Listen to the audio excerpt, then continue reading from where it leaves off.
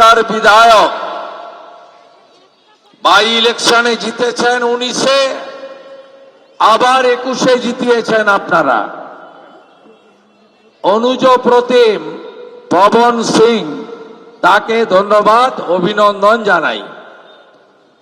আমাদের মধ্যে উপবিষ্ট আছেন রাজ্য মহিলা মোর্চার সভানেত্রী, আমাদের প্রিয় নেত্রী শ্রীমতী ফাল্গুনী পাত্র মহোদয়া।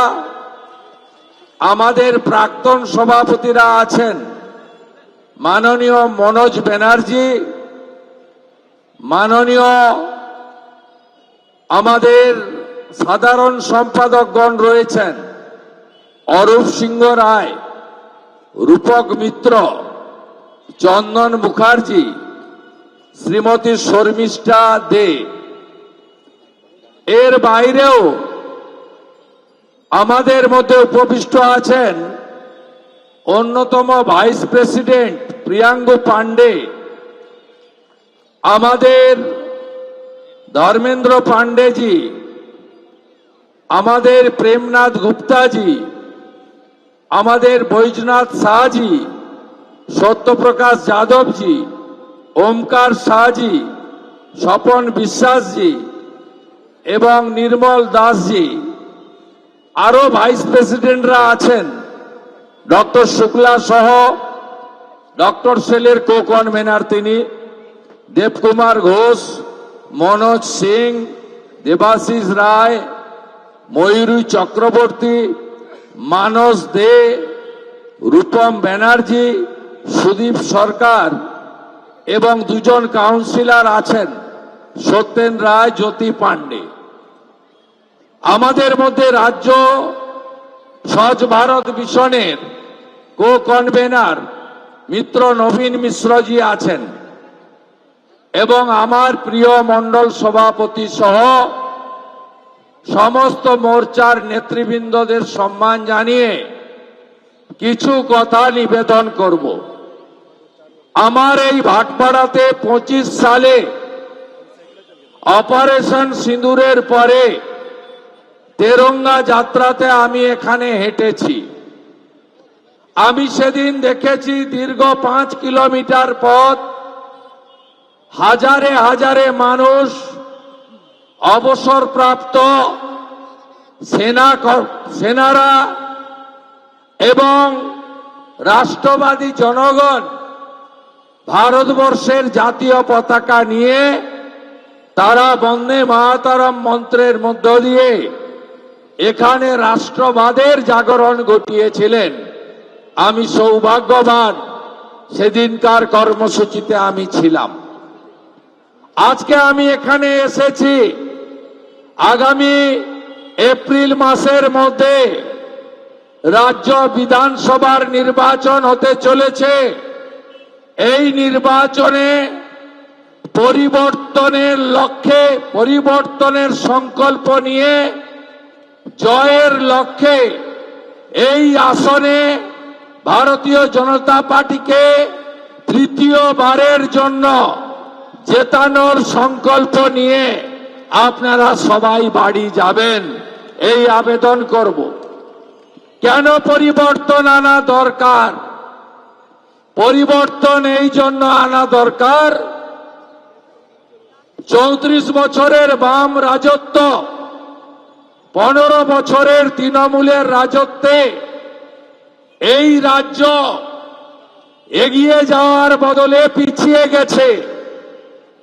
আগে এখানে যে বললাম আমরা আনডিভাইডেড বিহার, আনডিভাইডেড ইউপি, কত মানুষ এখানে আসতেন, এসে বসতবাটি করে স্থায়ী বাসিন্দা হয়ে গেছেন, সন্তান সন্ততিকে নিয়ে এখানে নিজেরা নাগরিক হয়ে গেছেন। কেন? তার কারণ চারিদিকে জুট মিল ছিল। এই এলাকার গঙ্গার পাড়ে একাধিক শিল্প ছিল, এখানে কাজ পাওয়া যেত।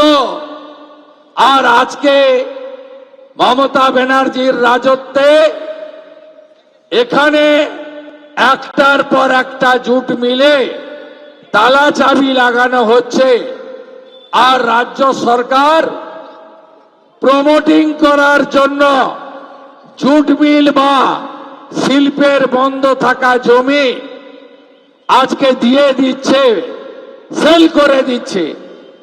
আপনারা কি এই অবস্থার পরিবর্তন চান না? নিশ্চয় চান। যদি চান তাহলে ভাটপাড়া থেকে তৃতীয়বারের জন্য ভারতীয় জনতা পার্টিকে জেতাতে হবে।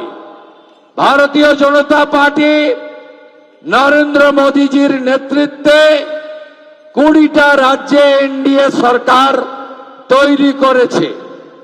আমরা যদি আরো পিছিয়ে যাই তাহলে আপনারা দেখবেন অবিভক্ত বঙ্গ। গৌড়ের রাজা শশাঙ্ক এই বঙ্গ সৃষ্টি করেছিলেন, তারপরে অনেক জল গড়িয়েছে, বিহার হয়ে গেছে, বিহারকে বলা হয় অঙ্গ। উড়িষ্যা হয়েছে, বলা হয় কলিঙ্গ, আর আমরা মাঝে রয়ে গেছি, আমাদের নাম হলো বঙ্গ। 24-এ লোকসভা নির্বাচনের সাথে উড়িষ্যায় ভোট হয়েছিল। উড়িষ্যায় এই প্রথম ভারতীয় জনতা পার্টি প্রভু জগন্নাথের আশীর্বাদ নিয়ে জয় জগন্নাথ, জয় বলরাম, জয় মাতা সুভদ্রা বলে কলিঙ্গতে আজকে গেরুয়া পতাকা উঠছে। একইভাবে যে বিহারে জঙ্গল রাজ ছিল, যে বিহারে সন্ধ্যার পরে কেউ বাড়ি থেকে বেরোতে পারত না, শাহাবুদ্দিনদের রাজত্ব ছিল, সিওয়ানের পালোয়ান, অপহরণ হতো, বাচ্চা থেকে ব্যবসায়ী, কোটি কোটি টাকা আদায় করা হতো। বিহারকে বলা হতো জঙ্গল রাজ চলছে। আর কেউ কেউ মস্করা করে বলতেন সমোসা মে আলু আর বিহার মে লালু। আজকে নীতিশ কুমারজির নেতৃত্বে, নরেন্দ্র মোদীজির নেতৃত্বে বিহারে সুশাসন ফিরে এসেছে, জঙ্গল রাজ খতম হয়েছে। জয় সীতা মাইয়া কি জয় বলে আজকে বিহারে একদম ছক্কা মেরেছে ভাজপা, জেডিইউ, লোজপা, একদম ছক্কা মেরে দিয়েছে। 243টার আসনের মধ্যে 202টা আসন, ডবল সেঞ্চুরি এনডিএ আজকে বিহার হয়ে গেছে।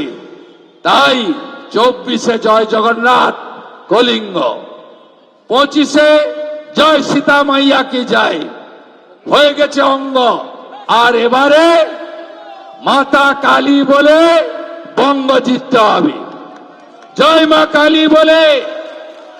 এবিপি আনন্দ, এগিয়ে থাকে, এগিয়ে রাখে।